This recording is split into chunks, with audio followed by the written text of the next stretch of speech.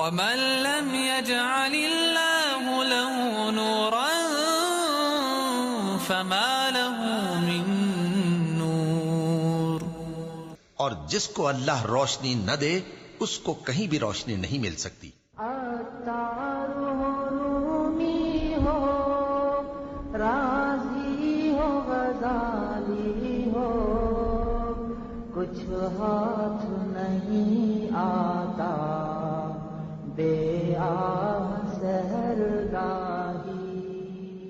والصلاة والسلام علی رسول اللہ وعلی آلہ وصحبہ ومن والاه. اما بعد، ایک بہت بڑے بزرگ کی مجلس میں دور دور سے لوگ آئے ہوئے تھے استفادے کے لیے. تو اس میں ایک صاحب کافی دور یعنی کئی ملکوں کا سفر کر کے وہاں پہنچے. تو انہوں نے دیکھا کہ مجمع بہت ہے، ہجوم بہت ہے، پیچھے بیٹھنے کی جگہ مل رہی تھی. تو انہوں نے کھڑے ہو کے درخواست کی استاد سے اور کہا کہ میں بہت لمبی مسافت طے کر کے آیا ہوں، مجھے آپ کے قریب جگہ ملنی چاہیے، مجھے زیادہ فائدہ اٹھانے کا موقع ملنا چاہیے. تو انہوں نے ایک جملہ کہا جو تزکیہ و تربیت کے لٹریچر میں بہت اہمیت اختیار کر گیا. انہوں نے کہا کہ یہ جو تم فائدہ حاصل کرنے آئے ہو یہ لمبی مسافتیں طے کر کے حاصل نہیں ہوتا ہے. ٹھیک ہے، تم کہہ رہے ہو کہ میں کئی دیسوں کا سفر کر کے یہاں پہنچا ہوں، سمرقند اور بخارا سے ہوتے ہوئے میں یہاں عراق کے اس تربیت گاہ میں پہنچا ہوں، لیکن یہ جو مقصود ہے تمہارا تربیت، یہ تربیت لمبی مسافتیں طے کرنے سے حاصل نہیں ہوتی، یہ تو ایک قدم آگے بڑھانے سے حاصل ہوتی. تو اپنے نفس سے ایک قدم آگے بڑھ جاؤ، اپنے نفس کو ایک قدم پیچھے چھوڑ دو اور اس سے ایک قدم آگے بڑھ جاؤ، تمہاری مراد پوری ہو جائے گی، تربیت کے سارے مرحلے آسان ہو جائیں گے، اور جو فائدہ تمہیں مقصود ہے، جس کے لیے تم نے اتنی لمبی مسافت طے کی ہے اور اتنی دور سے آئے ہو، وہ مقصد تمہارا حاصل ہو جائے گا. حضرات، نفس پرستی سے دنیا داری پیدا ہوتی ہے. میٹیریلزم، مادہ پرستی، دنیا داری. یہ مادہ پرستی اور دنیا داری کی بھی دو قسمیں ہیں. ایک تو مادہ پرستی اور دنیا داری عام لوگوں کی ہوتی ہے کہ انہوں نے اللہ کو بھلا رکھا ہے، دین سے بھی لا تعلق ہے، اور پورے طور پر وہ دنیا میں مگن ہے. ایک دنیا داری تو یہ ہے. ایک دنیا داری کی اور قسم ہوتی ہے جسے کہتے ہیں دینداروں کی دنیا داری، دینداروں کی مادہ پرستی. اور یہ وہ دنیا داری ہے، یہ وہ مادہ پرستی ہے جس کے سلسلے میں ہمیں یعنی اسلامی تحریک کے نوجوانوں کو، اسلامی تحریک کے کارکنوں کو بہت زیادہ ہوشیار رہنے کی ضرورت ہے. ہوتا یہ ہے کہ میں آپ کے سامنے تقریر کر رہا ہوں، بہت اچھی تیاری کی ہے، میں نے مواد جمع کیا، بہت سلیقے کے ساتھ میں آپ کے سامنے پیش کر رہا ہوں، پر اثر الفاظ استعمال کر رہا ہوں، دل میں اتر جانے والا انداز بیان اختیار کیا ہوا ہے میں نے، اور بہت اچھی تقریر میں نے آپ کے سامنے کی، آپ لوگ بہت متاثر ہوئے. یہ تو میرا عمل ہے. لیکن کیا اس پورے عمل کے دوران میرا دل جو آپ نہیں دیکھ رہے ہیں، آپ تو میری تقریر سن رہے ہیں، کیا میرا دل اللہ تعالیٰ سے جڑا ہوا ہے، اللہ تعالیٰ کی یاد سے آباد ہے؟ میں تحریک کا کارکن ہوں اور میں نکلا اور میں نے کالج میں جا کے بہت کام کر رہا ہوں، لوگوں سے مل رہا ہوں، تنظیم کے بارے میں بتا رہا ہوں، لٹریچر دے رہا ہوں، ان کو سمجھا رہا ہوں، تحریک کے اصول ان کو بتا رہا ہوں، دین کی دعوت دے رہا ہوں، ہفتہ واری اجتماعات میں بلا رہا ہوں، شاندار منصوبہ بندی کر رہا ہوں، یہ سب کچھ کر رہا ہوں میں، اور یہ سب کچھ دین کے کام ہیں. لیکن ان سب دین کے کاموں کو کرتے ہوئے میرا دل ان کاموں ہی میں ہے لگا ہوا جو کہ میں دنیا میں انجام دے رہا ہوں. تو ان کاموں میں میرا دل لگا ہوا ہے، یا میں کام تو دنیا میں کر رہا ہوں، دین کے کام میں دنیا میں کر رہا ہوں مگر اور خلق خدا کے درمیان کر رہا ہوں، لیکن میرا دل اللہ تعالیٰ کی یاد سے آباد ہے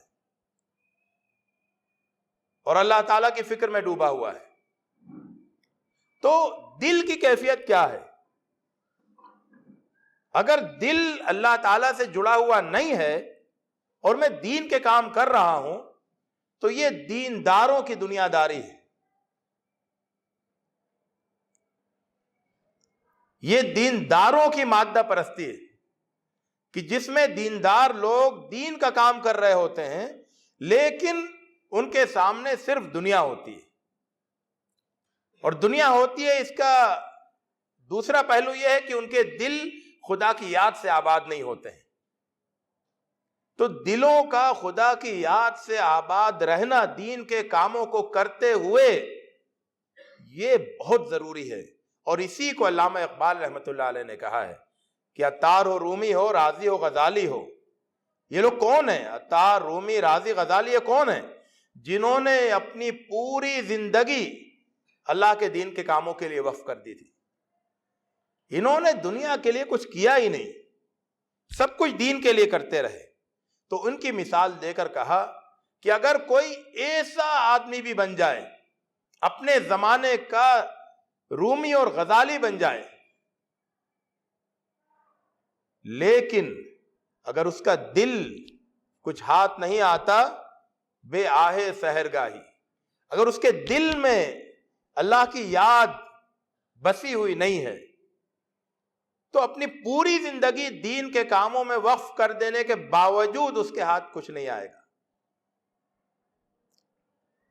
اور اپنے دل کو اللہ تعالیٰ سے جوڑنے کا، اللہ تعالیٰ کی یاد سے آباد کرنے کا سب سے بہترین وقت جو ہے وہ سحر کا وقت ہے، بے آہے سحرگاہی.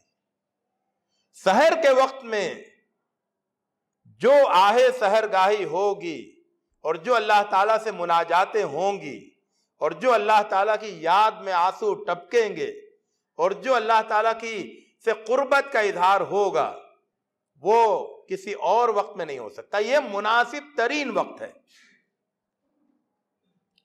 اور اسی لیے قرآن مجید میں ارشاد دو مرتبہ آیا. ایک جگہ اہل ایمان کی نمایاں صفات بیان کرتے ہوئے آیا والمستغفرین بالاسحار، سحر کے وقتوں میں اللہ تعالیٰ سے مغفرت مانگنے والے.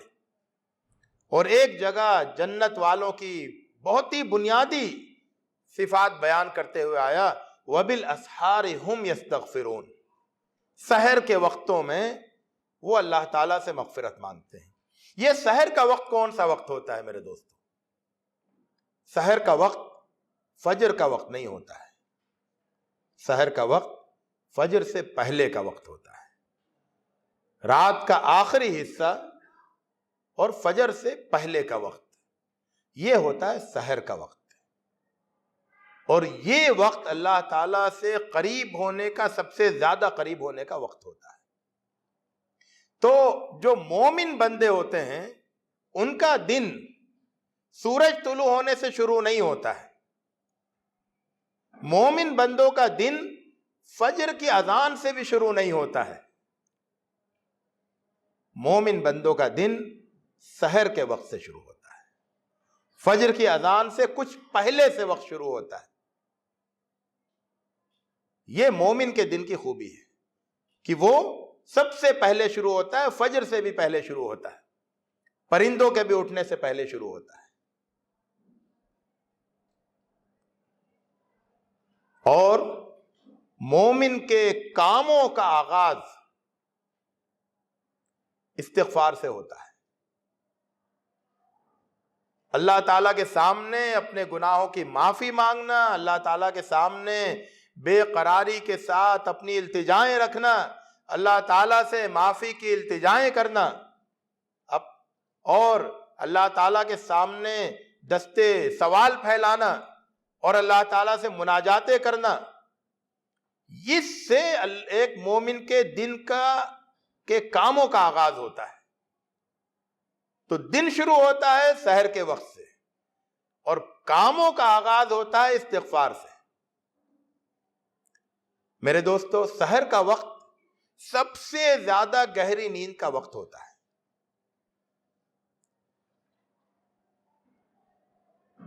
وہ لوگ جنہیں راتوں میں نیندیں نہیں آتی ہیں، وہ بھی اس وقت تک کروٹ بدلتے بدلتے سو جاتے ہیں.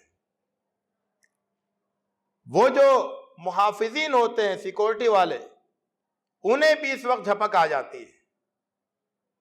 پرانے زمانے میں جب لٹیرے حملہ کیا کرتے تھے قبیلوں پر، آبادیوں پر، تو اس حملے کے لیے بھی وہ یہی وقت اختیار کیا کرتے تھے، کیونکہ اس وقت انہیں پوری بستی سوتی ہوئی ملتی تھی، پورا قبیلہ سوتا ہوا ملتا تھا. تو یہ وقت سب کی غفلت کا وقت ہوتا ہے، سب کی نیند کا وقت ہوتا ہے. ایسے وقت میں کون جاگتا ہے؟ وہی جاگتا ہے جسے اللہ تعالیٰ سے ملاقات کرنی ہوتی ہے. تو یہ وہ وقت ہوتا ہے جب سب سو رہے ہوتے ہیں، سب سو رہے ہوتے ہیں، اور یہ اللہ تعالیٰ سے ملاقات کا وقت ہوتا ہے. اس وقت وہ جاگتا ہے جسے اللہ تعالیٰ سے ملنا ہوتا ہے، اللہ تعالیٰ سے مناجات ہوتی ہے. تو یہ سب سے زیادہ گہری نیند کا وقت ہوتا ہے، لیکن سب سے قیمتی وقت ہوتا ہے. اس سے قیمتی پوری 24 گھنٹے میں کوئی گھڑی نہیں ہوتی ہے. اور سحر کے وقت اٹھ جانا، دراصل یہ ایک قربانی سے اپنے دن کا آغاز کرنا ہوتا ہے، کہ آپ نے اپنی گہری نیند اور بہت ہی عیش و عشرت والی نیند کی آپ نے قربانی دے دی. تو جس دن کا آغاز قربانی سے ہوتا ہے، تو پھر پورے دن آدمی قربانی کے احساس سے سرشار رہتا ہے، اور اس کو ہر کام میں قربانی کا لطف ملتا ہے، کیونکہ اس کے دن کا جو آغاز ہے وہ قربانی سے ہوا.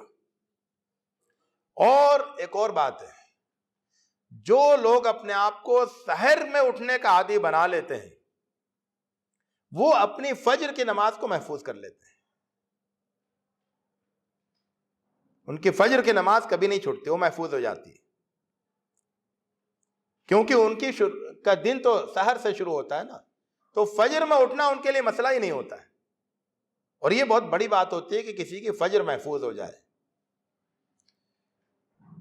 سحر کے وقت میں اٹھنے کے لیے آپ کو بہت زیادہ مشقت کرنے کی ضرورت نہیں ہے. صرف اپنے ٹائم ٹیبل کو، یعنی گھڑی کو اتنا ایسے ہلا دینا ہے. مطلب یہ ہے کہ عشاء کی نماز کے بعد جو آپ جاگتے تھے، تو آپ کو سو جانا ہے. تو جسے سحر میں اٹھنا ہو، وہ عشاء کے فوراً بعد سو جائے. کچھ دنوں مشکل پیش آئے گی اپنے اندر کے اس کی گھڑی کو بدلنے میں، لیکن جب وہ بدل جائے گی تو پھر ایک انسان کے اندر گھڑی ہوتی ہے، جسم کے اندر گھڑی ہوتی ہے، وجود کے اندر. اس گھڑی کے علاوہ اس گھڑی کو سیٹ کرنا ہوتا ہے کہ اس گھڑی میں آپ کے سونے کا وقت کب ہوتا ہے اور جاگنے کا وقت کب ہوتا ہے. تو آپ سوئیں گے، 8 گھنٹہ سوئیے، 9 گھنٹہ سوئیے، لیکن کب سوتے ہیں؟ تو سحر میں اٹھنے کے لیے فجر عشاء کے فوراً بعد سونا ضروری ہوتا ہے. اور اسی لیے احادیث میں عشاء کے بعد گپ شپ کرنے سے، کہانیاں سنانے سے اور سننے سے منع کیا گیا کہ عشاء کے بعد پہلی فرصت میں سو جاؤ. اور اس کے اندر ایک اور حکمت بھی ہے عشاء کے فوراً بعد سونے میں، اور وہ یہ ہے کہ انسانوں کی زندگی میں سب سے زیادہ فضولیات اور لغویات کا وقت جو ہوتا ہے وہ عشاء بعد کا وقت ہوتا ہے.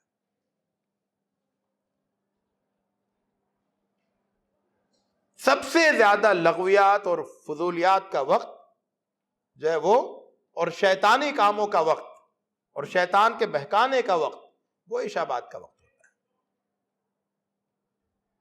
آپ اپنے اپنے طور پر جائزہ لے لیں, آپ کو خود اندازہ ہو جائے گا کہ شیطان جو ہے سب سے زیادہ ہے نا شیطانی ناچ جو ہوتا ہے وہ کس وقت ہوتا ہے.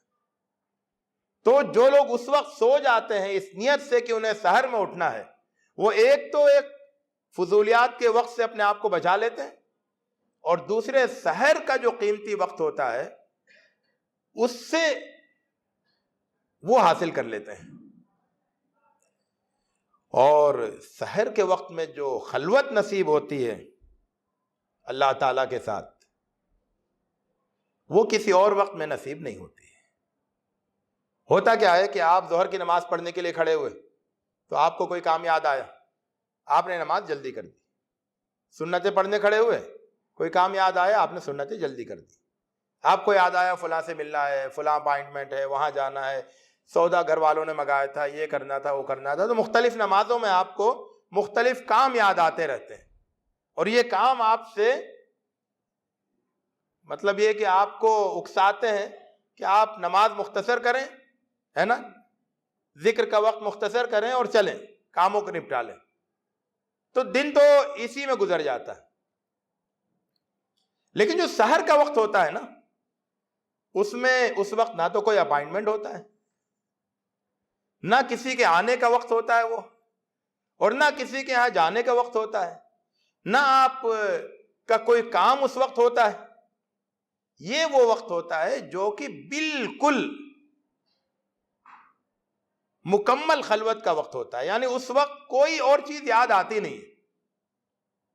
ایک نیند کا تقاضا ہوتا ہے, اور نیند کی آپ نے قربانی دے دی اور اس پر غلبہ حاصل کر لیا اور اپنی گھڑی کو سیٹ کر دیا اس کے لحاظ سے, تو نیند کا تقاضا بھی دور ہو جاتا ہے.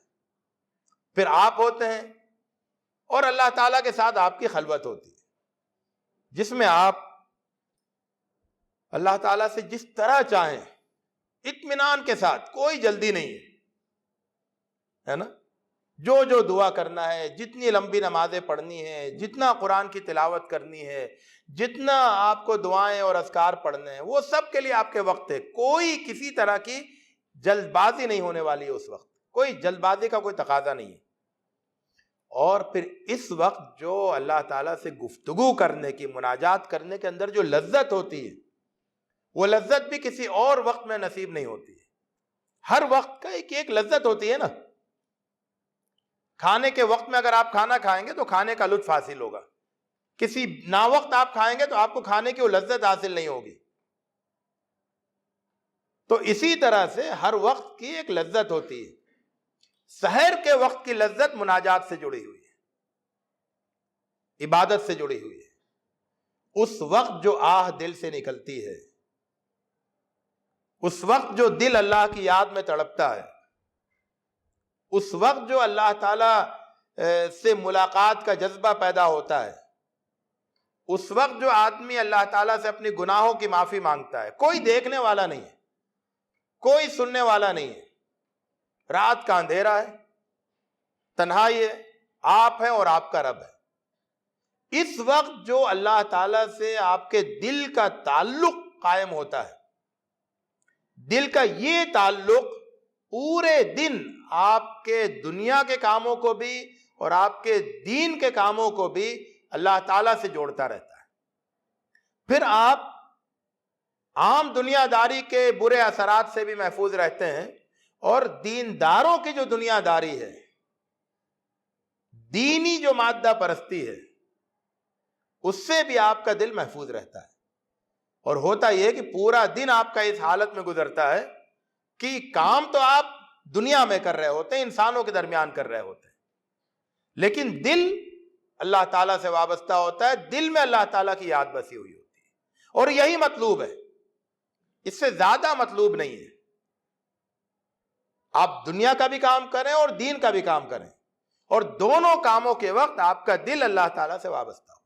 لوگ تقسیم کرتے ہیں دینی علوم, دنیاوی علوم, دینی علوم, دنیاوی علوم. ایک بزرگ نے اس کی بہت اچھی تقسیم کی.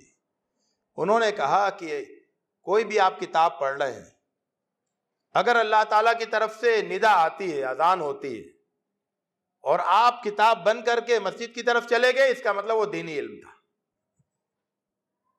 اور اگر آپ نے کتاب نہیں بند کی اور کتاب پڑھتے رہے، اذان ہو گئی، نماز نکل گئی، تو اس کا مطلب وہ چاہے وہ تفسیر کی کوئی کتاب ہو، لیکن آپ ایک دنیاوی کام میں مصروف ہیں، وہ آپ کے لیے وہ دنیاوی علم ہے.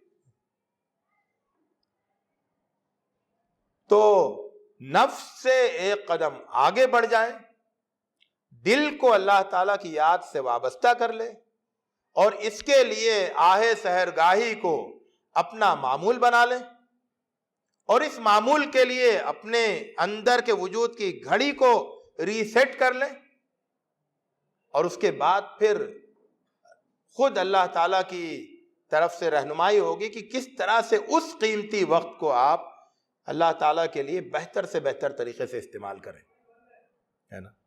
اللہ تعالیٰ سے دعائیں مانگنا، اللہ تعالیٰ سے استغفار کرنا، اللہ تعالیٰ سے مناجاتیں کرنا. غرض یہ کہ آپ کے دن کا آغاز سحر کے وقت سے ہو اور آپ کے کاموں کا آغاز استغفار سے ہو. اللہ رب العزت سے دعا ہے کہ وہ ہمیں اپنے دینی کاموں کو اپنی مرضی کے لیے اور خوشنودی کے لیے کرنے کی توفیق عطا فرمائے. وآخر دعوانا ان الحمد للہ رب العالمین. جب عشق سکھاتا ہے آداب خودآگاہی، کھلتے ہیں غلاموں پر اسرار شہر